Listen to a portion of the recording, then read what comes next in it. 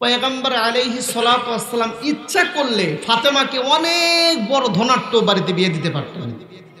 কথা বলেন ঠিক কিনা? পারতেন না? ইতিহাসে আসছে ফাতেমা রাদিয়াল্লাহু তাআলা আনহার যখন বিয়ের উপযুক্ত হয়ে গিয়েছে, অনেকেই প্রস্তাব দেয়। কিতাবের মধ্যে আসছে আবু বকরও প্রস্তাব দিয়েছেন, হযরত ওমরও প্রস্তাব দিয়েছেন। এরকম বড় বড় জলিলুল কদর বড় বড় সাহাবীরা ফাতেমাকে বিবাহ করার জন্য প্রস্তাব দেয়। কিন্তু নবী আলাইহিস সালাতু ওয়াস সালাম কোনো কথা আল্লাহর হুকুম ছাড়া, আল্লাহর ইশারা ছাড়া কোনো কথা। দেখেন এখান থেকে আমাদের একটা শিক্ষা দেখেন, একজন মানুষের মেয়ে বড় হয়ে গিয়েছে, আপনার পার্শ্ববর্তী গ্রাম থেকে এক মুরব্বী এসে বলতেছে, কে গো তোমার মেয়ে, তোমার বিটি তো বড় হয়েছে, তো অমুক ব্যক্তির একটা ছেলে আছে, তার সঙ্গে বিয়ে দেওয়া যায় না? হুট করে বলবে আমার বেটি ওর সাথে বিয়ে দেবো? কথা কয় না। আমি হলো এই জিনিস আর ওই কি। ও বাজান, আপনি যেই মোশন নিলেন, আল্লাহ তাআলা যদি ওর সঙ্গে লিখে রাখে, যত বাধা বিঘ্নই হোক না কেন, 2-4 পাতার মাইলকে মাইল অতিক্রম করে দুইজন হাত মিলাইয়া ছেলেটা বসে আছে। কথা কয় না রে, অত মাস্তানি করা ভালো না। যখন একটু মেয়ে সেনা হয়, দেরি আছে, এটা দমু, এই ছেলেক দেখে দমু, ওই ছেলেক দেখে দমু, কিন্তু তা নয়। আপনাকে অবশ্যই তাওয়াক্কাল তো আল্লাহ, আল্লাহর উপর তাওয়াক্কুল রাখতে হবে যে আল্লাহ, নামাজের মধ্যে আল্লাহকে বলতে হবে আল্লাহ আমার মেয়েটা যেন ভালো ঘরে যায়, দিনদার ছেলে পায়। কথা বলেন ঠিক কিনা? কিন্তু আমার আপনার নিয়ত তো ঠিক নাই। আমার মেয়ে বড় হয়ে গেছে, আমার চিন্তা যে ওই বিল্ডিং এলা বাড়ি দিতে হবে বিয়া, যেই ছেলের সঙ্গে বিয়ে দেব সেই ছেলেটা কোটিপতি হইতে হইবে বাজান, ভালো ছেলে পাবো এই নিয়তটা কিন্তু আমাদের মধ্যে নাই। বলেন ঠিক কিনা? এমন কি মসজিদের মেম্বারে দাঁড়াইয়া ডাক দিয়া বলতেছে, সাব্বাহা লিল্লাহি মা ফিস সামাওয়াতি ওয়াল আরদ লাহু মুলকুস সামাওয়াতি ওয়াল আরদ। এই রকম সুন্দর সুন্দর করে মানুষকে বয়ান শোনায়। দুনিয়ার মানুষ, এই দুনিয়াতে যত রেজেক দেখো, মানুষের রেজেক একমাত্র কে দেয়? রেজেকের মালিক কে? হায়াতের মালিক কে? মাদান গো, মানুষকে ওয়াজ শোনায়, রেজেকের মালিক আল্লাহ। আল্লাহ খাওয়ায়, আল্লাহ পড়ায়, আল্লাহ সবকিছু করায়। সুন্দর করে ওয়াজ করে মসজিদ থেকে বের হয়েছে, হঠাৎ করে এক মুসল্লি ডাক দিয়ে বলতেছে, আমির সাহেব আপনি যে কত সুন্দর বয়ান করলেন, আমার ব্যক্তিগত একটা প্রস্তাব নিয়ে আসছি। কি প্রস্তাব? তাড়াতাড়ি বলো। আমির সাহেব গো, আমি শুনতে পারলাম আপনার একটা যুবতী মাইয়া আছে, আপনি যদি মনে কিছু না করেন, ওই যে অমুক ছেলের সঙ্গে আপনার মিয়ার প্রস্তাব নিয়ে আসছি। আমির সাহেব ডাক দিয়ে বলবে, ওই ছেলের কত টাকা আছে? কথা ঠিক কিনা? কেবলই কিন্তু বললো যে আল্লাহ খিলায়, আল্লাহ পড়ায়, আল্লাহ সবকিছু করে। সাধারণ মানুষের কথা বাদই দিলাম, এখন ঘটক সাহেব বলতেছে, ওই পীরব মাদ্রাসার হুজুর বা অমুক জায়গার হুজুর বড় আলেম, বলতেছে বেতন কত পায়? ওই মাদ্রাসার বেতন তো বুঝতেইছেন, কথা বল না কেন, ওই 10 থেকে 15,000 টাকা মাসে পায়। বলতেছে আমার বাড়ির বিবি মাইনে নেয় কি না? তার মানে আপনি বললেন আল্লাহ খিলায়, আল্লাহ পড়ায়, একটা আলেম দিনদার ছেলের সঙ্গে বিয়ে দিবেন, তা দিবেন না। আপনি বলতেছেন যে ইঞ্জিনিয়ার কোটিপতি ছাড়া তো বিয়ে দেওয়া যায় না। তাহলে আপনি এই মাত্র ওয়াজ করলেন আল্লাহ খিলায়, আল্লাহ পড়ায়, আপনার ওয়াজের সাথে তো আমলের ঠিক নাই। কথা বলেন ঠিক কিনা? কিন্তু পয়গম্বর তিনি কি ফলো করছেন? যে কোটিপতি নয়, আমাকে বিয়ে দিতে হবে দিনদার দেখে। কথা বলেন ঠিক কিনা? যখনই দিনদার না দেখে আপনি শুধু অর্থ সম্পদ দেখে বিয়ে দিবেন, বিল্ডিং বাড়ি ঠিক আছে, কিন্তু ওই বিল্ডিং এর সঙ্গে কান লাগা দেখবেন বিল্ডিং এর ভিতরে অশান্তির আগুন দাউ দাউ করে জ্বলতেছে। দিনদার ছেলে না নেওয়ার কারণে এখন যে বর্তমান এই যে আজরাইলের যুগ, এর নাম হলো আজরাইল। কথা কন না কে?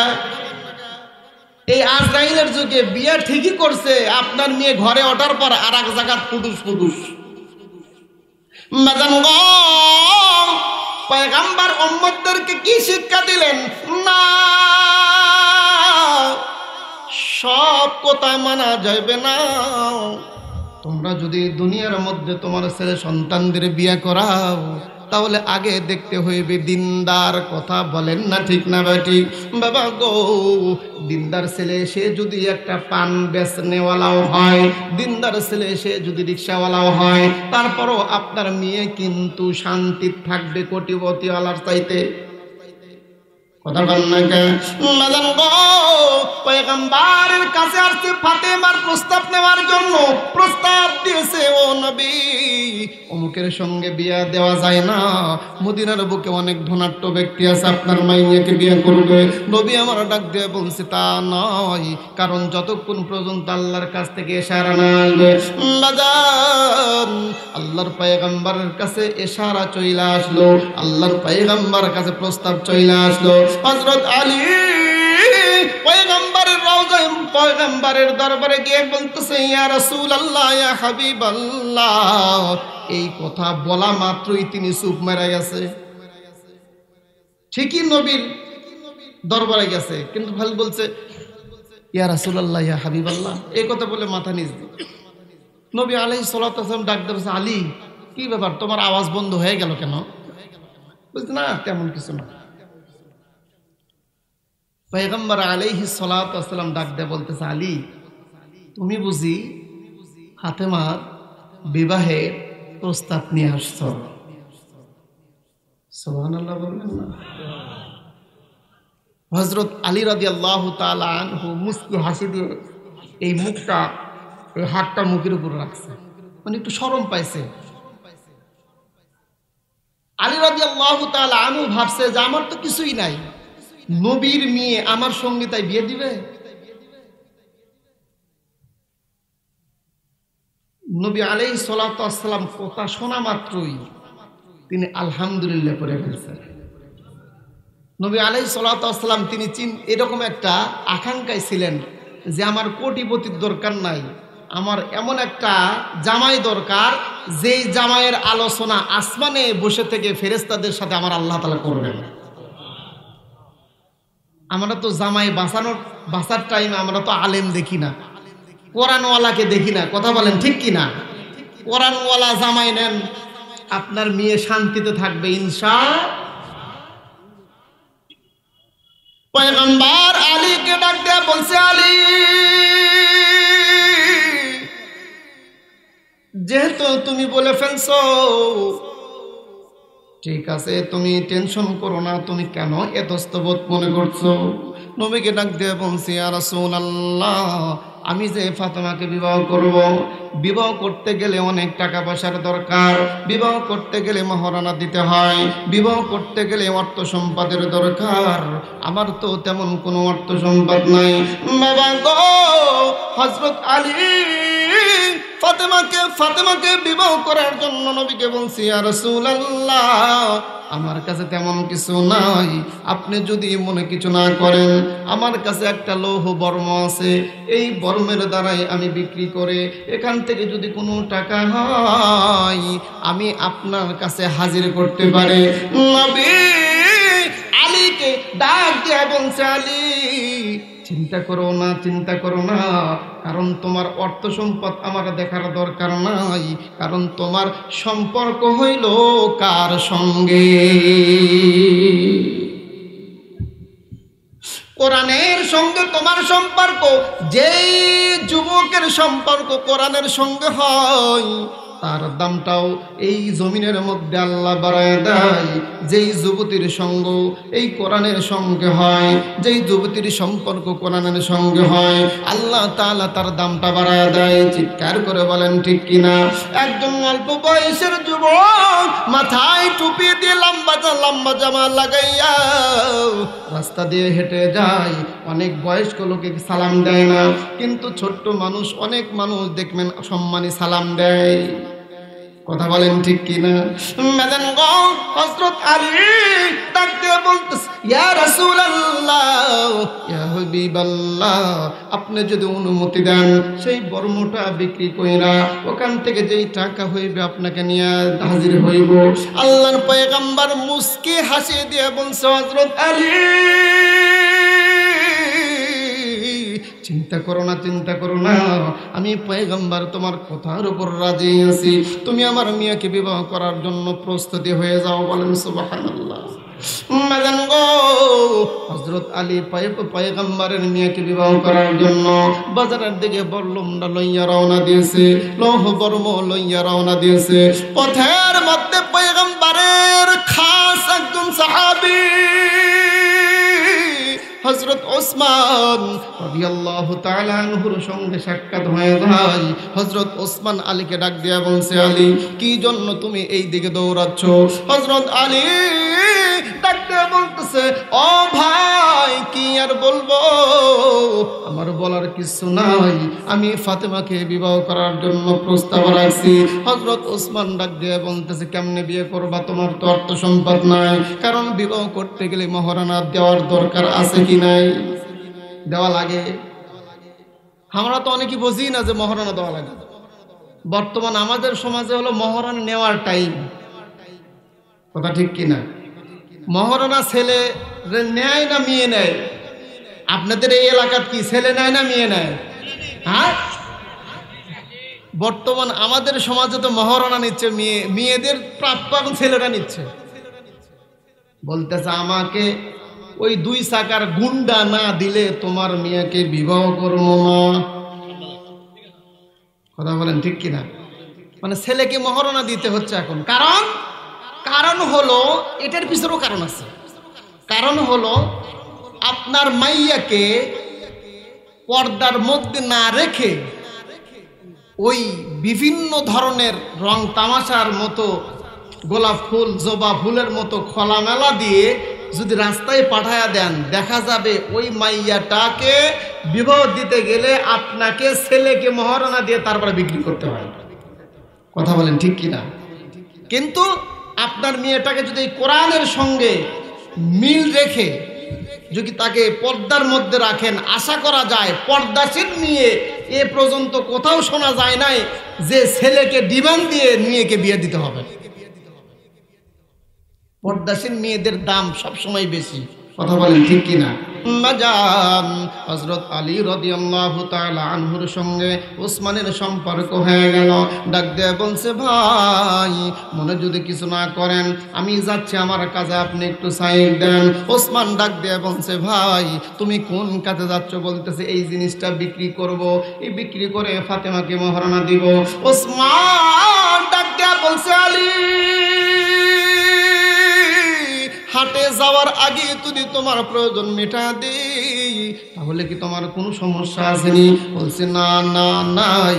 তাহলে আপনি কি বলতে চাচ্ছেন? হযরত আলীকে ডাক দিয়ে বলতেছে, তোমার যে বর্মটা আছে, এই বর্মটা আমি কিনে নিব, এই জিনিসটা আমাকে আমার কাছে বিক্রি করো। আমার কাছে যদি বিক্রি করো তাহলে কোনো তোমার সমস্যা? বলছে, না, আমার কোনো সমস্যা নাই, আমার দরকার হলো টাকা। কে নিবে, কে বিক্রি করবে, আর কোথায় থাকবে, এই জিনিস আমার দরকার নাই। হযরত ওসমান রাদিয়াল্লাহু তাআলা আনহু হযরত আলীকে ডাক দিয়ে বলছে, আলী, দাও দাও দাও, তোমার যেই বর্মটা আছে এই জিনিসটা আমাকে দিয়ে দাও। আল্লাহর পয়গম্বরের সাহাবী হযরত ওসমান গনি রাদিয়াল্লাহু তাআলা আনহু ডাক দিয়ে বলতেছে, হযরত আলী, তোমার এই বর্মটা কয় টাকা দাম নিবা? বলছে, আপনি বলেন কয় টাকা দিবেন, কারণ কোনো জিনিস কেনা বেচা করতে গেলে দামদার করে নেওয়া সুন্নাত। কষ্ট পাচ্ছেন? সমস্যা হচ্ছে? জোরে কয়েন। একটা জিনিস কিনতে গেছেন, ওটাকে দাম দর করে নিতে হবে। অনেক দোকানদাররা কয়, এই যে হুজুর এখন আছে, এই যে দাম করা শুরু করবি বাবা, 2 টাকা তো পায়ে ধরবি। অনেকে বলে কিনা, আরে বাবা, আমরা তো দাম করে নিমুই, কারণ হামাগারের টাকা যে হিসাবের টাকা, আমরা তো আর রাতে কামাই নাই। আমাদের ওই রাস্তার ফুটুস করে ধরমু আর টেবিলে তল দেন নেমু, এরকম তো হামাগারের কামাই নাই। আছে আমাদের টাকা তো হিসাবে টাকা, আমরা তো একটু দাম দর করে নিব। আল্লাহর পয়গম্বরের সুন্নাত তো আদায় হইল, জিনিসটাও যাচাই হইল। অনেক মানুষ দেখেন না, অনেক জিনিস কিনতে গেলে বড় লোকই ভাব দেখায়, এ কত টাকা? কয় 200 টাকা, দে, তুলে দে। আছে কি নাই? আমার এলাকার এক হাজি ছিল, শুনছি যে ওই হাজি বাঘের মুখের ভিতরে মাথা গেছিল, তাও নাকি বেঁচে আছে। আমরা দেখি নাই, তবে শুনছি যে ওই হাজী সাহেব যুদ্ধের টাইমে নাকি আপনার মাথাটা বাঘের মাথার মধ্যে, বাঘের মুখের মধ্যে গেছে, তারপর ওটাই নিয়ে বের করছে, এখনো বেঁচেই আছে। তো আমাকে একদিন বলতেছে আমার আব্বা, তো উনি বাজারে ঢুকলে ওনার বেটা পুত্ররা আছে মোটামুটি মাশাল্লাহ, কোনোদিন পশ্চিম দিক আসার পরে না, এবং মনে করেন যে কোনো জিনিস নিলে মনেও করে না যেটা মানুষের জিনিস, ওটা সব নিজের মনে করি নেয়। তো উনি যখন ওই বাজারের মধ্যে ঢুকতো, ওই হাজী সাহেব যখন লাঠি, আমি দেখছি লাঠি ভর দিয়ে যখন বাজারের মধ্যে ঢুকতো, ঢোকার পরে এই জেলেটা মাছ নিয়েছে, এটা মাছের দাম কত রে? বলতেছে যে 500 টাকা। ও আচ্ছা, তোল। তুলে নিয়ে বাসায় গেলে, বাড়িতে নিয়ে গেলে তিনি 200 টাকা দিত। এখন ডাক দেয়া বলতেছে যে কি ব্যাপার হাজী সাহেব, আপনি 200 টাকা দিলেন, মাছের দাম তো 500 টাকা। আরে আমার এলাকায় তুই মাছ বেচতে পারছি, আমি তো তোরটা খাজনা চাই নাই, 500 টাকা দাম হবে তাই নি, এই 200 টাকায় নিয়ে যা, কোনো কিছু করিস না। এরকম হাজী আছে কি রে বাজার? একটা জিনিস কিনে নেবেন, সেটা দাম দর করে নেওয়া শুন, কথা বলেন না কেন? সেই জিনিসটা কিনে নেওয়া আপনাকে সুন্নাত, আপনাকে দাম দর করে নিতে হবে বাজার। কিন্তু একটা জিনিস খেয়াল করবেন, হুজুররা দাম করলে দোষ হয়ে যায়, কয় এই যে হুজুর আছে খালি দাম করে। বাবা গো, হুজুররা যে কোরআনের সঙ্গে সম্পর্ক, হুজুরদের সম্পর্ক পয়গম্বরের আদর্শের সঙ্গে, যার কারণে কোনো জিনিস কিনতে গেলে তেনারা দাম করে কিনবে। বাবা গো, হযরত ওসমান গনি রাদিয়াল্লাহু তাআলা আনহু ডাক দিয়ে বলতেছে, আলী তুমি যদি মনে কিছু না করো, এই জিনিসটার দাম দিব আমি 480 দিরহাম। কয়টা? 480 দিরহাম বা 480 টাকা তোমাকে দিতে চাই, তুমি কি এই জিনিসটা বিক্রি করবে? হযরত আলী ডাক দিয়ে বলতেছে, কোনো সমস্যা নাই, কোনো সমস্যা নাই। যখন মানুষ বিয়ার কথা শোনে তখন কিন্তু রাতে ঘুম হয় না, কথা হয় না কেন? হযরত আলী ডাক দিয়ে বলতেছে, কোনো সমস্যা নাই, দেন 480 টাকায় দেন, তো তাড়াতাড়ি দেন। হযরত ওসমান গনি রাদিয়াল্লাহু তাআলা আনহু আলীকে ডাক দিয়ে বলতেছে, আলী এইতে ধরো, তোমাকে 480 টাকা দিলাম, এখন তোমার কোনো ইশকাল বা প্রশ্ন আসেনি? বলছে নাই। এখন তোমার কাছে আমার প্রশ্ন। ওসমান গনি রাদিয়াল্লাহু তাআলা আনহু ডাক দিয়ে বলতেছে, আমার তোমার কাছে প্রশ্ন, এই জিনিসটা যে কিনে নিলাম, বলো তো দেখি এই জিনিসটার মালিক কে? বলতেছে আপনি। তাহলে এখন বলো, এই জিনিসটা আমি কি করব, কোথায় দিব, এই জিনিসটা কোন জায়গায় রাখবো? এখন তো তোমার কোনো সমস্যা নাই। বলছে নাই। তাহলে আমি এখন তোমাকে বলছি, এই জিনিসটার মালিক হইল আমি আমার পক্ষ থেকে তোমার বিবাহের উপহার স্বরূপ তোমাকে দান করে দিলাম। আলী রাদিয়াল্লাহু তাআলা আনহু বলতেছে, ভাই বিয়ে করার আগে যে বরকত শুরু হয়েছে, বাবা বিয়ে করলে বরকত না? অনেক যুবকরা কয়, আমার এক সম্বন্ধী ঢাকা এক কলেজের প্রফেসর, বিয়ে করার আগে আমাকে বলতেছে, আমি তো বিয়ে করতে চাই, বাড়ির থেকে বিয়ে দিবে না, কারণ বলতেছে আমার চাকরি হয় নাই। চাকরির সাথে বিয়ের কি সম্পর্ক?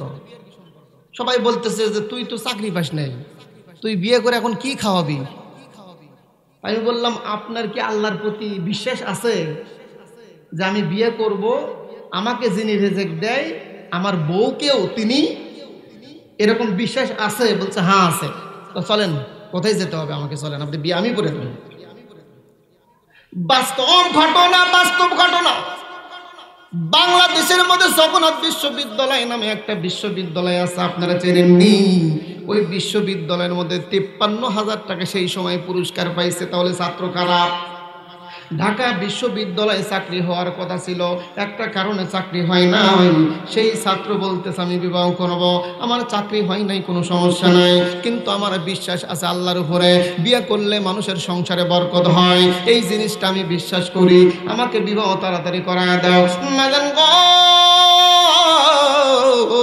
আল্লাহর পয়গম্বরের সাহাবী হযরত আলী রাদিয়াল্লাহু তাআলা আনহু তিনি বলতেছে, বিয়ে করার আগেই বরকত শুরু হয়েছে, কারণ 480 দিরহাম বিক্রি করলাম, টাকাও পাইলাম, অস্ত্রও পাইলাম। কথা বলেন না ঠিক না ঠিক? আল্লাহর পয়গম্বরের সাহাবী হযরত আলী আল্লাহর জিকির করতে করতে সাব্বাহা লিল্লাহি মা ফিস সামাওয়াতি ওয়াল আরদ, আলী ডাক দিয়ে বলতেছে পৃথিবীর মধ্যে এমন কোনো বস্তু নাই যেই বস্তু আল্লাহর জিকির করে না, যেই বস্তুটা আল্লাহর জিকিরের মধ্যে লিপ্ত হয় না। আমি আলী কেন বইসা থাকবো, কেন বইসা থাকবো?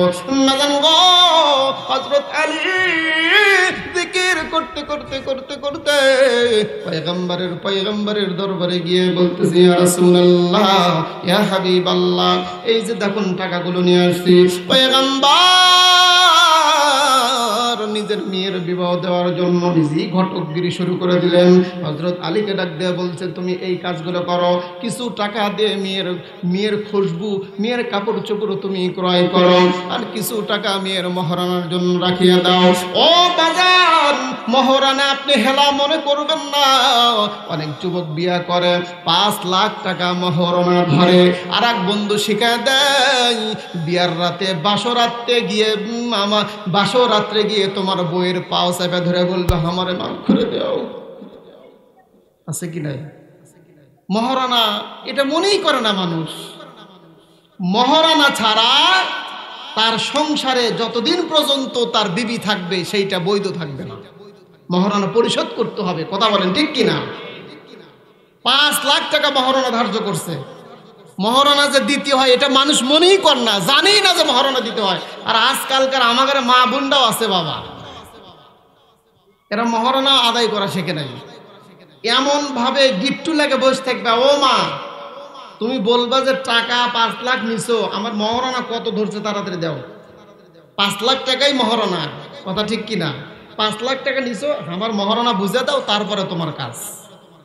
মায়েরা যদি চালাক হয়, এই ছেলেগারা আটকানো কোনো ব্যাপার না। কথা বলেন ঠিক কিনা? হযরত আলী ডাক দিয়ে বলতেছে, ইয়া রাসূলুল্লাহ, এই যে টাকা রাখলাম মহারানার জন্য, মহারানা দিবেন, আর কিছু টাকা দিয়ে আমি একটু কাজকর্ম কইরা নিয়ে আসি। মাদান গো, আল্লাহর পয়গম্বর ডাক দিয়ে বলছে, আলী যাও যাও যাও। ফাতেমার কথা বলতে গিয়ে আমি এই কথাটা নিয়ে আসছি। হযরত আলীকে বলতেছে, যাও যাও যাও, আবু বকরকে ডেকে নিয়ে আসো, ওমরকে ডেকে নিয়ে আসো, এই সমস্ত সাহাবীদেরকে আমার কাছে নিয়ে আসো। পয়গম্বরের সামনে সমস্ত সাহাবীরা যখন এক জায়গায় হইয়া গেল, নবী আমার ডাক দিয়ে বলতে, সাহাবায়ে কেরাম, ও সাহাবীরা তোমরা শোনো, তোমরা জানো না এই মুহূর্তে জিবরাইল আমাকে বইলা গেল ফাতেমার বিয়া হযরত আলীর সঙ্গে দেওয়ার জন্য।